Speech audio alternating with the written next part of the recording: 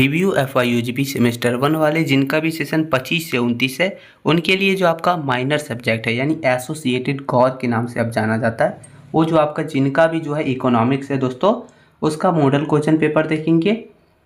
तो चलिए शुरू करते हैं बिना किसी देरी के। देखिए इसका एग्ज़ाम जो है वो हिंदी इंग्लिश दोनों में आता है, मतलब क्वेश्चन दोनों में रहता है। आपको जिसमें अटेंड करना हो कर सकते हैं, लेकिन हम जो है हिंदी में करवा रहे हैं। इसका भी एग्ज़ाम दोस्तों आपका जिस तरह मेजर सब्जेक्ट का 100 मार्क्स का होता है, इसका भी 100 मार्क्स का होता है, जिसमें 25 आपका जो है कॉलेज का इंटरनल ले लिया जाता है और 75 मार्क्स का एग्ज़ाम होता है।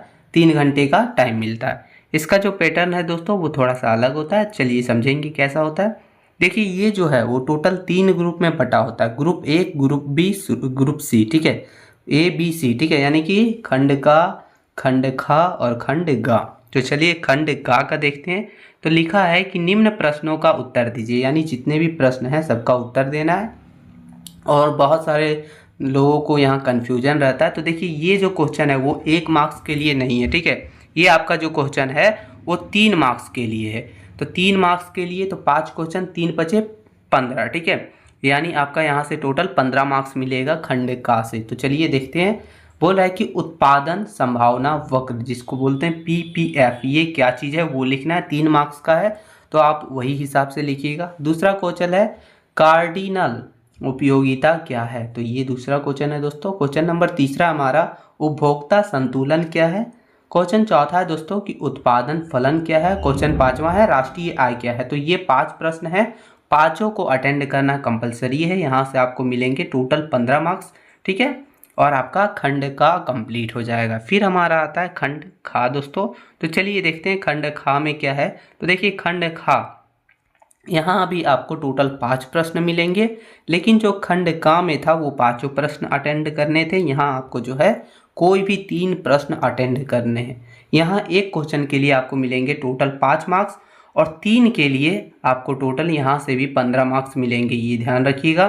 तो देखिए लिखा है कि निम्न में से किन्हीं 3 प्रश्नों का उत्तर दीजिए। आपको जो भी पसंद हो, जो भी आता हो, जो भी पता रहे, उसको आप अटेंड कर लीजिएगा। तो देखिए पहला क्वेश्चन हमारा हो गया कि अर्थशास्त्र की विषय वस्तु का वर्णन कीजिए। ये बहुत ही इंपॉर्टेंट क्वेश्चन भी है और ये 5 मार्क्स वाला है, तो उसी हिसाब से आपको कम से कम 2 पेज में आंसर लिखना है। क्वेश्चन दूसरा हो गया हम लोग का सूक्ष्म एवं व्यापक अर्थशास्त्र के बीच अंतर स्पष्ट कीजिए, यानी अंतर दोनों के बीच स्पष्ट करना, ठीक है, सूक्ष्म और व्यापक अर्थशास्त्र।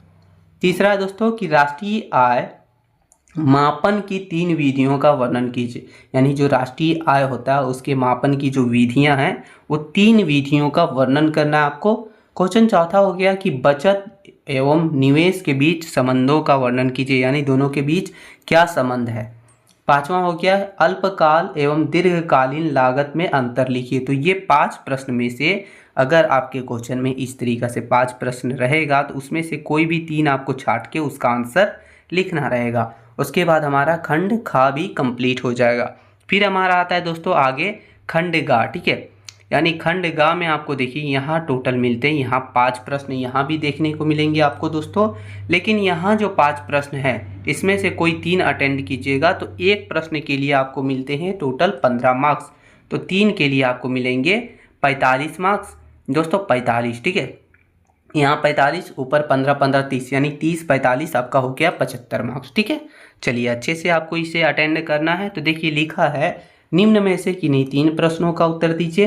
पहला प्रश्न हमारा हो जाता है कि अर्थशास्त्र की परिभाषा दीजिए और इसके विषय वस्तु का विवेचना कीजिए। बहुत ही इंपॉर्टेंट क्वेश्चन है और आने की संभावना 99.9% है, इसलिए ये जरूर कर लीजिएगा। क्वेश्चन दूसरा हो गया लागत क्या होता है, विभिन्न प्रकार के लागतों का वर्णन कीजिए, ठीक है दोस्तों। चलिए आगे क्वेश्चन नंबर तीसरा हो गया हमारा कि राष्ट्रीय आय मापन की विधियों का संक्षिप्त वर्णन कीजिए, यानी जितनी भी विधि है उन सभी विधियों का एकदम संक्षिप्त में वर्णन करना है और इन सभी का जो आंसर आपको लिखना है वो 4 पेजेज में लिखना पड़ेगा, क्योंकि ये जो है 15 मार्क्स के लिए, ठीक है। आगे क्वेश्चन नंबर चौथा है दोस्तों कि से का नियम का आलोचनात्मक वर्णन कीजिए, यानी से का जो नियम है उसका आलोचनात्मक वर्णन करना है। पांचवा हो गया केन्स का रोजगार सिद्धांत का आलोचनात्मक वर्णन कीजिए। तो ये 5 में से कोई भी 3 अटेंड करने रहेंगे आपको एग्जाम में। तो यही आपका एग्जाम पैटर्न था, जो कि माइनर आपका जो सब्जेक्ट है यानी एसोसिएटेड कोर कोर्स, ठीक है, इसका हमने देखा इकोनॉमिक्स वालों का, इसका PDF आपको हमारे टेलीग्राम चैनल पर मिल जाएगा, वहाँ से जाके आप ज्वाइन कर सकते हैं दोस्तों। ठीक है, वहीं आपको PDF वगैरह मिलता है। मिलते हैं नई वीडियो में दोस्तों, तब तक के लिए जय हिंद मित्रों।